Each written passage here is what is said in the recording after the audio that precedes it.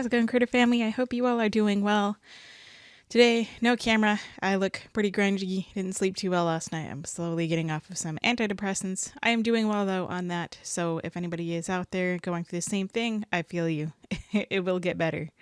But anyways, today we're going over a video recommended that we go over a Beckman video. Today we're looking at, do you want your dog to come to you? Learn how to get a 100% recall.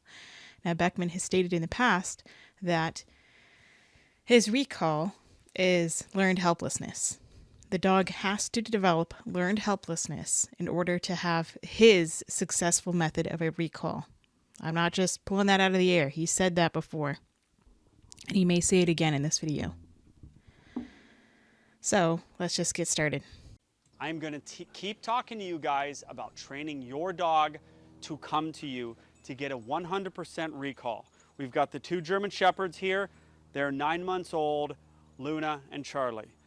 You guys keep asking a lot of questions in the comments about how to get your dog to come to you perfectly. And here's the issue. Me and Dawson were just talking about it. Every dog here is going to come to me because of the method. So I'm like, how do we get dogs that don't come so I can show the subscribers how to get them to come, the go-get method? So it's important to understand that the recall is one of the most difficult behaviors to teach a dog. It's the most difficult, time-consuming, along with heel and possibly even loose leash walking. It's a very advanced skill. So until your dog is ready, then I suggest having them on a leash or having them on a long line. A long line is a long 20-foot, 30-foot, 40-foot leash. Those are great for, you can have control over your dog. I will put a link up here of a video showing how I worked with Adonis with a long line and how to use it. They're great for a dog that is not reliable off leash, and I will admit it, I've admitted many times before that Adonis was never off leash because I didn't make him reliable. I did not take the time to make him reliable. It's not on the dog, so the dog shouldn't have to pay anything for not coming. It's the owner who needs to learn an appropriate, civilized way to get their dog, not just cornering their dog and scaring their dog and chasing their dog around. That's not going to help anything. Method. I don't know if they're going to come to me or not. So I kind of hope they don't, so you guys can see the go-get method. But the go-get method isn't everything. The go-get method is the final piece of the puzzle to training your dog to come to you. What are the other pieces? The other pieces are a lot of treats. I've said this in all my recall videos. When they're young, 2 months through 7 months, you should be going. Even above that, they're still young. Even at a year old, they're still a baby. They're still very young. They haven't matured yet. Even if they're 12 years old, I don't care. I'm still going to use treats, and I'm always going to have 10 out of 10 times something to reward them with when I'm practicing with them. I'm not going to call them half the time and just praise them with just petting and praise. I'm going to give them something that they find to be very high value. Because the one time I don't have something for them, that is when I want them to remember and associate, oh, I get something really good whenever you call me. So the one time they're running into traffic, they're chasing a seagull, they're running after a bus, they're going after the neighbor's cat or the mailman, whatever they're doing. They're about to run and jump into a pool. If I can recall them and they associate, oh, I'm going to get something good, even if I don't have it on me at that time, I have still saved the dog's life, and I will continue to condition that by making sure at the times when I'm prepared that I have something for the dog. Charlie, Luna, come on. Showing them this treat, giving them that treat when they come to you, grabbing their collar and saying, oh my gosh, you're the greatest dogs ever. Thank you for coming to me. And that's it. And when they don't come, you shouldn't make a huge big deal of it because they're young, they're babies.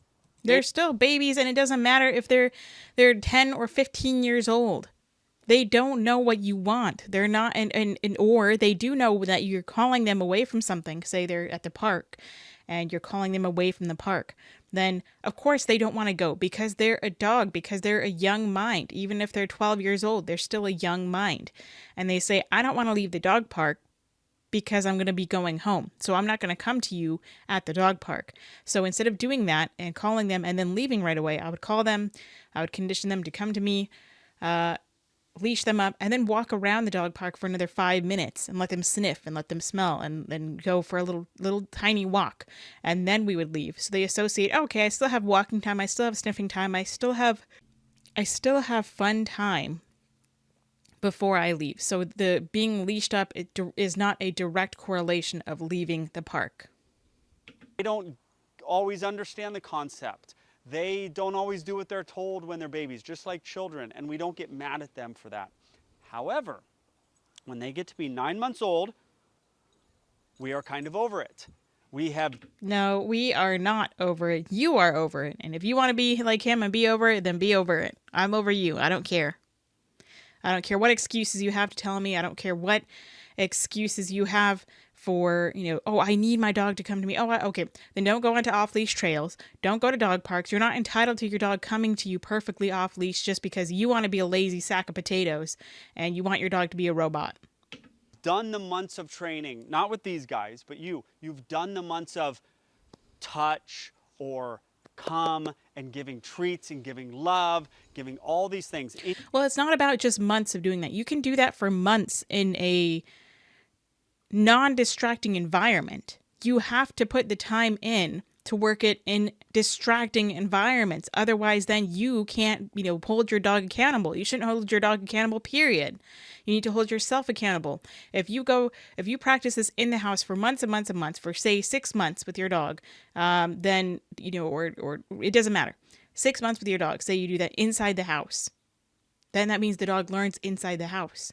But you take them to a park, you take them to a dog park, you take them to a water park, you take them to the golf course, you take them anywhere else, to a pet store, Lowe's, Home Depot, anywhere else that is pet friendly. And they're not going to listen to you off leash because you haven't practiced it there.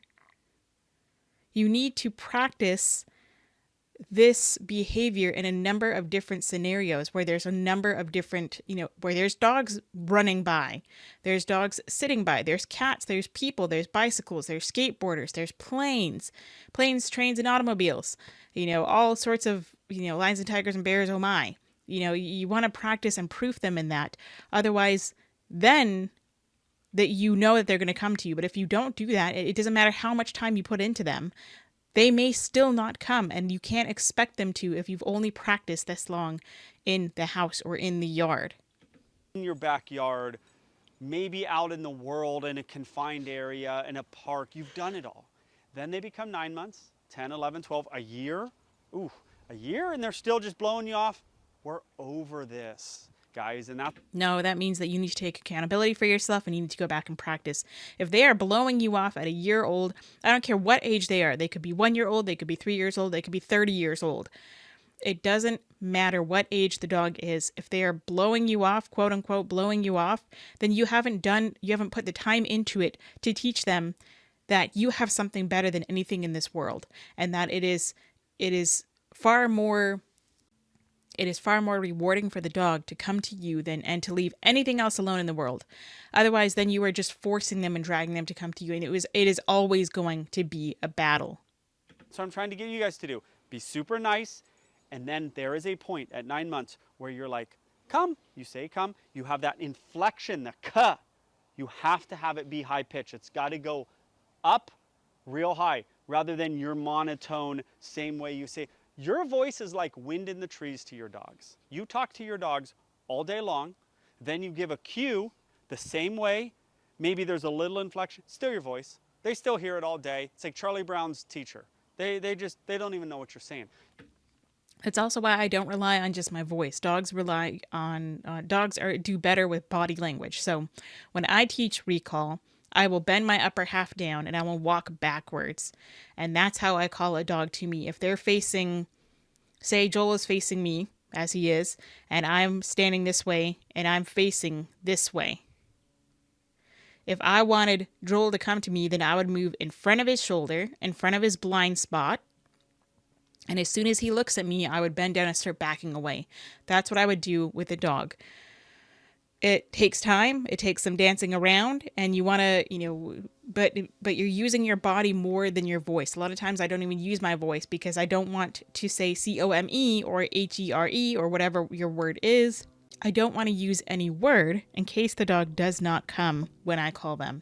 So I want to use my body language. I will use a kissy noise, or I will click, or I will just say their name, or, pop, pop, pop, pop, pop, pop, pop, kind of thing. And I will start backing away. And if they don't, then I get a little bit closer. If they get distracted, I get a little bit closer. As soon as they look at me, I back away again. It's like magnet fishing. You're trying to create this draw for the dog to come to you. And most of the time it works. For some dogs, depending on the environment, it doesn't work. If you're around a bunch of other loose dogs, I wouldn't expect it to work. So I would just do my best to catch the dog when I can, or wait for them to lose attention on the other dog and then get them and leash them up and then practice without the other dog around until we get that down pat, and then we can allow the other dog out on a leash and have them walking by and in a controlled environment, all that good stuff.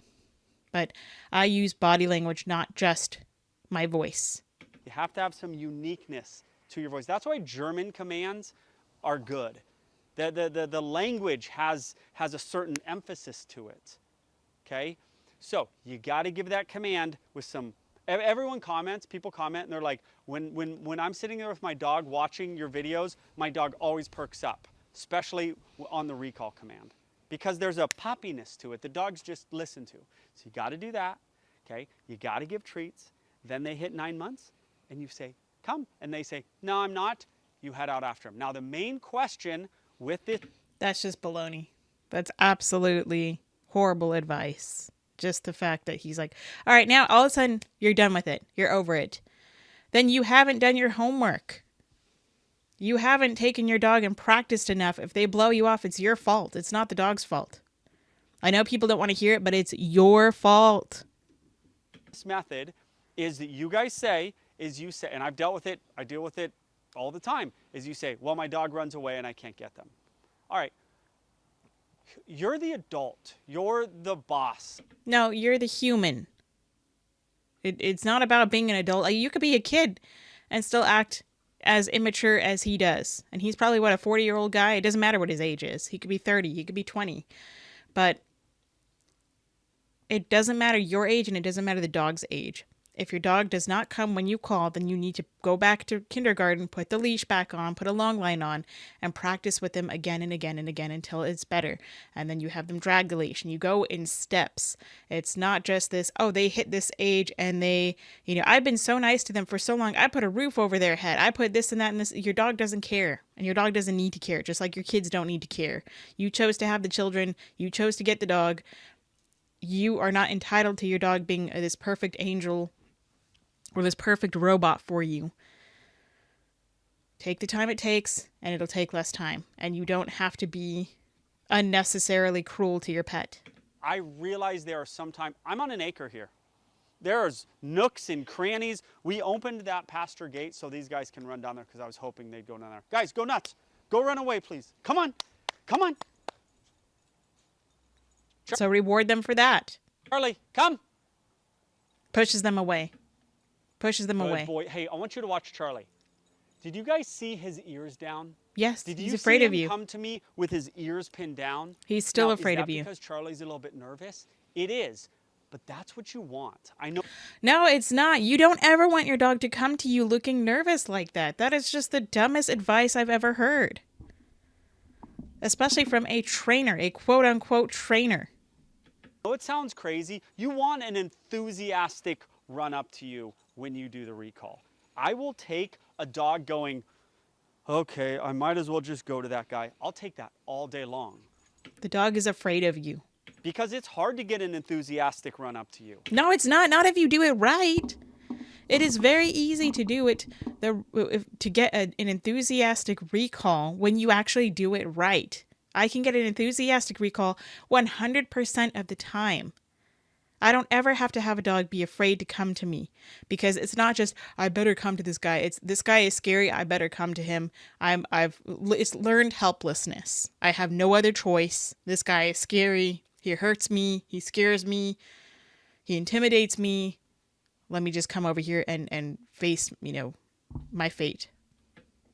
My dog, I did the go get method so much, he'll often just come to me enthusiastically, but if he doesn't want to, he'll just come to me like this. Okay, I'll go to you because I know you're going to come get me. Who cares? I care. The dog cares. People who care about their pets care. What do you mean, who cares? It's great. It's called learned helplessness. Yeah. Learned helplessness is not great. Learned helplessness is not great. You're an absolute dummy if you think learned helplessness is great. See, I told you he said that he requires learned helplessness for a recall. Right? It's a bad word to some trainers. No, it's a bad word psychologically to universally. It is a bad word. It is a bad behavior to teach and to require.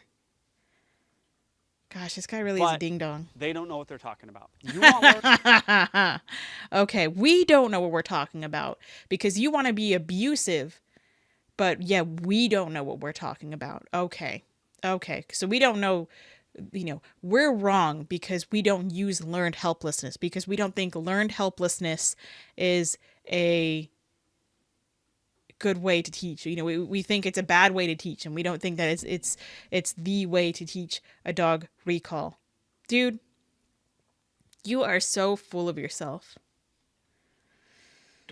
helplessness when it comes to recall. A little bit with loose leash walking. Mainly Learn helplessness with loose leash walking. Oh, okay, great. With recall. You want the dog to go, that guy's going to come get me. No, you don't want the dog to do that. Unless you do, then do it. Go follow this guy. I don't care. I mean, I do care, obviously, for the sake of the dog, and I think that you're a ding-dong if you follow him, but I don't ever want any animal I work with to develop learned helplessness. That is abuse in my opinion. If you teach that and you require that and you're okay with that, you're abusive. And you really shouldn't own an animal. I was saying nor should you be allowed to teach with them or train them. Nooks and crannies here. I head out, Dawson, who's behind the camera, my other trainers, we head out and we But not everybody has a posse like you do to go corner a dog. By chasing the dog, it becomes a game. That's just bad advice. Track them down. And they're jumping around and they think it's a big game. You guys write that in the comments. They think it's a big game. When you get them, though, they don't think it's a big game. You're going to get them. They're going to feel the energy in your arm. And he's going to jerk them by the collar and force them into a sit. And he's going to be abusive and aggressive and unnecessary. And he wants them to feel like they're going to die.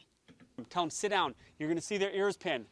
Oh, but Joel, but then they won't come to me if I'm mean to them. You're not mean to them, but... No, you are being mean to them. You're being abusive to them. You're being aggressive. You're being just so unnecessarily cruel and just, I don't know the word for it. If they won't come to me next time. Well, one, they're not coming to you anyway. And two, it doesn't work like that. The dog actually goes, I ignored her. She came to get me. She grabbed me and I was like, I thought, wow, mom is serious. Then next time, they don't run away or they just sit down. Well, that's better than not running away. Then next time... They cower. They don't sit down. They cower because they are afraid of you. They cower to get away from you because they are terrified of you. You lose trust and bond with them by doing that. With a Shiba, he's not going to sit there and cower. He's going to fight back. He's going to say, fuck you. Screw you, dude. Piss off. You're not going to try and corner me without me becoming more reactive, without me trying to defend myself. You don't teach a Shiba learned helplessness. They come to you slowly. The next time they come to you quickly. This is a process. This is teaching it the right way, or I'm not even going to say the right way. The teaching it in an appropriate way is a process. But he makes an event out of it. You know that saying, it's a process, not an event. You're not going to get it over a weekend. You're not going to get it overnight. It's a process. A method that takes time. So does the regular way. But I'm telling you it works. You I gotta believe do you. it. This is not going to happen overnight, the go-get method. Learned helplessness has to kick in. Oh, Jesus, you are so stupid, dude. Seriously, learned helplessness has to kick in. And yet this man makes $2,000 per 1 hour session, at least. I don't know how much he makes in a 2-week board and train. I mean, enough to pay for this kind of property here in this here property in California. And that is fine when it's dealing with your dog coming to you. No, it's never okay. It is never fine. It is never okay. Learned helplessness is never okay in my book. In all situations in life. I was a dog. Learned helplessness is okay in recall in all situations in life. God, this guy is such a ding dong. Beach a couple years ago. I took a board and train to Dog Beach, and I think it was Pickles. It was Pickles. You've seen Pickles in my videos. I love that And he was name. in the water. I said, "Pickles, come." He said, "No, I'm in the water." And I just didn't have it in me. I don't even know if I took my shoes off. I went in the water. I got him. You're not getting out of this. And he's like, "Oh my God, this guy will come get me anywhere. I might as well just go to him." That's the deal. Okay, let's see if these guys don't come. I'll try not to give like the greatest cue in the world. Charlie, come. So he's setting them up for failure. Come. Good boy. Good Very boy. fearful. Good doggies. Good girl. Good boy. So I said, "Charlie, come." Took him a minute. He still came. I said, "Good job." I wish they wouldn't come, to be honest with you. They're all come. Every board and train here is, "Charlie, come." Good girl, Luna. Good girl. Oh, he came. Good Pushes her boy. away. All right, if he doesn't come, I'm heading out after him. If he avoids me, I'm like Pepe Le Pew. For you older folks, the cat would run away. Pepe Le Pew would just bounce, bounce, bounce, bounce, bounce, and eventually catch up no matter what. Yeah, he was that was more of an assault. Pepe Le Pew was assaulting the cat. He didn't understand the word no. And there was no consent there with Pepe Le Pew. And that is learned helplessness. And although that's a really old cartoon, there was also a lot of racism in that cartoon, in those cartoons in those days. I mean, there's still probably racism now. But that doesn't make it okay. That doesn't mean that's not a good thing to learn. To just follow someone and just chase them and chase them and chase them until they develop learned helplessness, especially not an animal. That's what I tell my clients to be like. You just start the process. You're not going to run after them frantically, but you are going to find them and you're going to get them and they're going to go, "Wow, this lady means what she says." That's recall. One more time. Charlie, come. Okay, I'm heading out. Good boy. He made the choice to come to me, so he's going to get reinforcement, petting reinforcement. Okay. They're doing good. I wasn't able to show you tracking a dog down over an acre, but I'll try to show you again. But these are the concepts that matter. No, they aren't. This guy is a ding-dong. He's a dangerous ding-dong. He's a dangerous dummy. Learned helplessness is never necessary. So that does it for this video. Thanks for watching. Hope you all are doing well. Please don't go chase your animals down. Please use a safety net, the long line or the leash. Please be kind to them. Go say how do you do to them. Go say how do you do for me. Give them some kind of love and they appreciate. And until next time, practice peace, patience, and positivity.